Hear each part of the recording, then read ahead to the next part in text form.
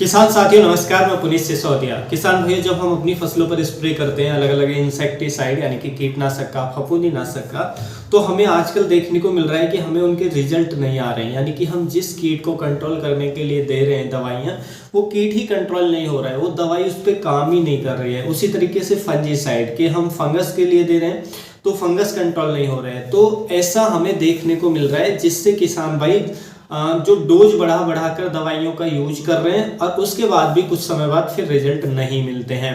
तो देखिए, आज की इस वीडियो में हम यही जानेंगे कि आप कोई भी यूज कर रहे हैं, कोई भी स्प्रे आप कर रहे हैं, चाहे वो इंसेक्टिसाइड का है यानी कि कीटनाशक का है, चाहे वो फफूंदीनाशक का है, तो क्या क्या चीजें आपको हमेशा ध्यान रखनी चाहिए जिससे जो भी आप केमिकल यूज कर रहे हैं वो उसके जो रिजल्ट है आपको कंटिन्यू मिले, रिजल्ट लगातार मिले। आप जो भी स्प्रे करें उसके मैक्सिमम रिजल्ट आए। जिस कीट के लिए आप स्प्रे दे रहे हैं वो कीट कंट्रोल हो, या आप फंगस के लिए दे रहे हैं तो वो फंगस कंट्रोल हो। तो ये पॉइंट्स काफी इंपॉर्टेंट होने वाले हैं हर फार्मर के लिए। हम 6 पॉइंट्स आपको बताएंगे, पॉइंट बाय पॉइंट समझेंगे। वीडियो हमेशा की तरह इंफॉर्मेटिव होगा। अच्छा लगे लाइक कीजिएगा और ज्यादा से ज्यादा फार्मर के साथ इसे शेयर कीजिएगा। तो चलिए देरी ना करते हुए हम जानते हैं वो पॉइंट्स कौन कौन से हैं। तो देखिए, जब भी आप कोई भी स्प्रे करने जाते हैं तो आपको ये पॉइंट्स हमेशा ध्यान रखने हैं। पॉइंट नंबर 1 कि नेवर इंक्रीज डोज। किसी भी इंसेक्टिसाइड या फंजीसाइड की जो डोज है वो कभी भी ना बढ़ाएं। हमारे किसान साथी क्या करते हैं कभी कभी कि कोई इंसेक्टिसाइड लगातार यूज कर रहे हैं वो, और जब उसके रिजल्ट कम हुए उन्हें दिखाई देते हैं तो वो क्या काम करते हैं, उसकी डोज बढ़ा करके स्प्रे देने लगते हैं।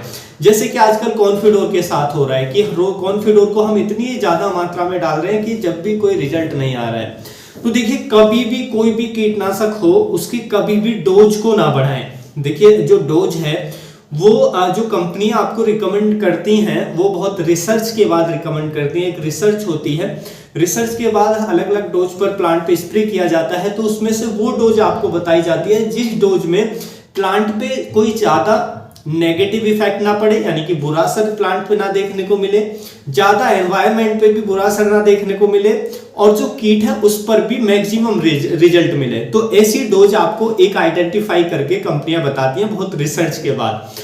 लेकिन आप क्या करते हैं, जब वो डोज काम करना बंद कर देती है, जैसे कोई इंसेक्टिसाइड या फफूंदीनाशक आप लगातार स्प्रे कर रहे हैं तो आप उसकी डोज बढ़ाकर डालने लगते हैं। तो ऐसा बिल्कुल ना करें। जब कोई भी कीटनाशक आपका काम करना बंद कर दे रहा है तो उसमें क्या करें, उसको तुरंत रिप्लेस कर दें। यानी कि कोई दूसरा कीटनाशक ले आए या फफूंदीनाशक ले आए उसी रोग पर काम करने वाला। तो दुनिया में कोई भी कितना भी बेहतर कीटनाशक क्यों ना हो, उसको लगातार आपको कभी भी उपयोग नहीं करना चाहिए, उसमें हमेशा गैप देना चाहिए। मान लीजिए 2 साल तक आपने किसी कीटनाशक फफूंदीनाशक का आपने यूज किया, उसके बाद उसे कोशिश करें कम से कम 1 साल के लिए उसको स्किप कर दें, उसकी जगह कोई दूसरा अलग टेक्निकल ले आए जो उसी रोग पर काम करे, फिर 1 साल उसको यूज करें, फिर आप 1 साल का गैप देने के बाद फिर आप उसी पर आ सकते हैं, शिफ्ट हो सकते हैं।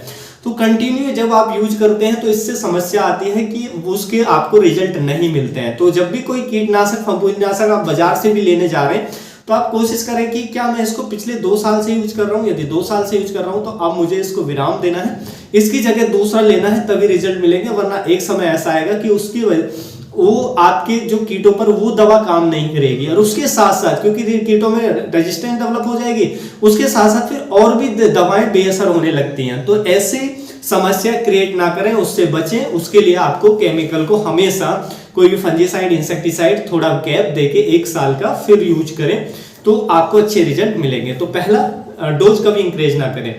दूसरा कि जब भी आप इंसेक्टिसाइड फंजीसाइड का चयन करते हैं यानी कि चुनाव करते हैं तो उसको अपने डिजीज के अकॉर्डिंग चूज करें। देखिए, कभी कभी क्या होता है कि हमारी फसल में हम कोई कीटनाशक या फफूंदीनाशक की यदि हम बात करें तो हम फफूंदीनाशक प्रिवेंटिव में देना चाह रहे हैं कि अभी हमारी फसल में रोग नहीं है और हम स्प्रे करना चाह रहे हैं, तो उस कंडीशन में आपको सिस्टेमिक लाने की जरूरत नहीं है। उस कंडीशन में आप जो कॉन्टेक्ट होते हैं केवल वो अपने पत्तियों पर एक लेयर चढ़ा लेते हैं तो फंगस को प्रिवेंट करते हैं, फंगस को जाने से अंदर रोकते हैं।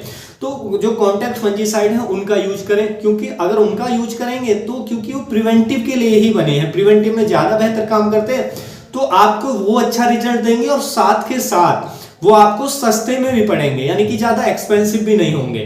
तो अगर आपको प्रिवेंटिव में देना है तो कॉन्टैक्ट फंजीसाइड, और यदि रोग आ चुका है, रोग आने का मतलब है कि जो फंगस है या बैक्टीरिया है उसने हमारी जो प्लांट की सेल्स हैं, सेल में एंटर कर दिया है, कोशिका के अंदर एंटर कर दिया है। जब तो सेल्स के अंदर अगर घुस गया है तो उसमें जो प्रिवेंटिव फंजीसाइड है जो केवल ऊपर पत्तियों पर चिपक कर काम करते हैं, उनके रिजल्ट नहीं आएंगे।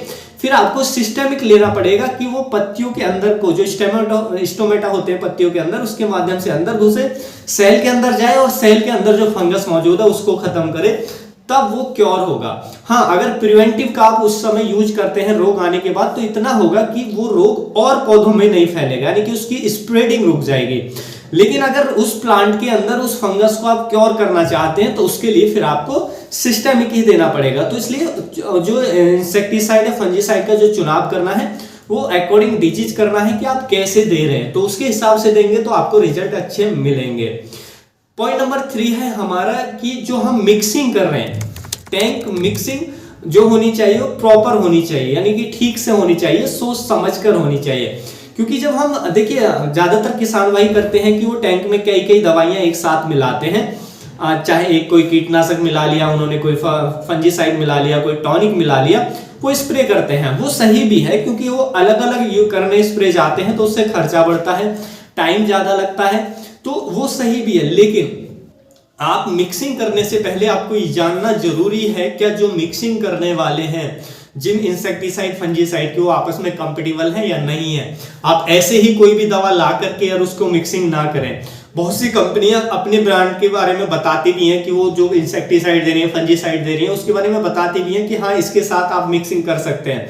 लेकिन कुछ के बारे में कहा जाता है कि आप इसको सेपरेट ही यूज करें तभी रिजल्ट मिलेंगे। तो फिर आपको उसको सेपरेट ही यूज करना चाहिए, तभी आपको रिजल्ट मिलेंगे। तो जो मिक्सिंग कर रहे हैं उसको सोच समझ के करें। आप तो पहले एक जार टेस्ट कर लें, उसमें जो भी टेक्निकल मिला रहे हो पर लीटर के हिसाब से उस जार में पानी में डालें, तीनों को मिक्स करें और 15-20 मिनट के लिए छोड़ दें। 15-20 मिनट बाद या आधे घंटे के लिए छोड़ दें, और भी अच्छे रिजल्ट आप चाहते हैं। आधे घंटे के बाद आपको पता चल जाएगा कि वो आपस में फटते हैं या उनका कोई कलर चेंज होता है, तो समझ जाइए कि ये रिएक्ट कर रहे हैं। अगर वो नहीं फट रहा है, पानी जो है वो ऐसा ही है, और तो फिर वो हमारा रिजल्ट देगा, उसमें कोई दिक्कत नहीं है। और भी ज्यादा बेहतर करने के लिए उसका जो सॉल्यूशन आप तैयार कर रहे हैं उसका पीएच भी चेक कर लेते हैं। पीएच मशीन आती है, फ्लिपकार्ट में मिल जाती है, उससे पीएच डालकर पीएच भी चेक कर लेंगे सॉल्यूशन का, तो और बढ़िया रहेगा। पीएच आपका ज्यादा कम ना हो, ज्यादा ऊपर ना हो, यानी कि 7 के आसपास होना चाहिए। थोड़ा नीचे भी चलेगा, थोड़ा ऊपर भी चलेगा, तो उस सॉल्यूशन का पीएच इतना होगा तो भी अच्छे रिजल्ट मिलेंगे। तो ये चीजें आपको ध्यान रखनी है। टैंक मिक्सिंग भी आपको सोच समझ के करनी चाहिए, तभी आपको अच्छे रिजल्ट मिलेंगे। अब नेक्स्ट पॉइंट पे जाते हैं, पॉइंट नंबर 4। पॉइंट नंबर 4 पे है हमारा always check your water pH. देखिए जो भी जिस पानी के अंदर आप दवाएं मिला रहे हैं उस पानी का जो पीएच है वो हमेशा चेक कर लें, क्योंकि पीएच ज्यादा पानी का अगर पीएच ज्यादा हाई है तो ऐसे में क्या होता है कि आप कोई भी केमिकल उसके अंदर डालते हैं, केमिकल डालने के बाद वो बहुत तेजी से निष्क्रिय अवस्था में टूटने लगता है वही केमिकल। तो जब वो निष्क्रिय होने लगेगा उस पानी के अंदर तो उसके रिजल्ट नहीं आएंगे। तो इसलिए जो पानी आप ले रहे हैं, तो अगर पीएच हाई है तो उसके पीएच को नॉर्मल करने के लिए उसमें कुछ डालें। बहुत सारी चीजें आती हैं, मार्केट में भी मिल जाती हैं कि उसका पीएच कम करना है, या पानी को ही आप दूसरा ले लें जिसका पीएच अच्छा हो, क्योंकि आपको ज्यादा पानी तो नहीं चाहिए। किसी दूसरे ट्यूबवेल से, दूसरे नल से आप पानी को भर के और उसको भी आप स्प्रे में यूज कर सकते हैं। तो ऐसा करना चाहिए, तो उससे जो रिजल्ट है वो आपको अच्छे आएंगे। यदि पानी का पीएच आपने अच्छा रखा तो वो भी जो हमारे रिजल्ट है उनको बढ़ा देता है। उसके बाद हमारा नेक्स्ट पॉइंट है वो है कि हमें जो स्प्रे करना है वो हमेशा इवनिंग में करना चाहिए, शाम को करना चाहिए। कभी कभी किसान भाई क्या है कि तेज धूप में स्प्रे करने लग जाते हैं। तो देखिए ऐसे में क्या होता है, ऐसे में आपको 2 नुकसान मिलेंगे अगर आप तेज धूप में दोपहर के समय स्प्रे कर रहे हैं। पहला नुकसान ये होगा कि आप जो स्प्रे कर रहे हैं उससे जो हनी बी हैं, मधुमक्खियां हैं, वो उनको बहुत ज्यादा नुकसान होगा, और उनको नुकसान होगा तो आपकी फसल के अंदर पोलिनेशन जो है वो कम होगा। पॉलिनेशन कम होगा फूल के अंदर, तो वो फूल ड्रॉप हो जाएगा, गिर जाएगा, उसका फूल का फल में कन्वर्ट नहीं होगा।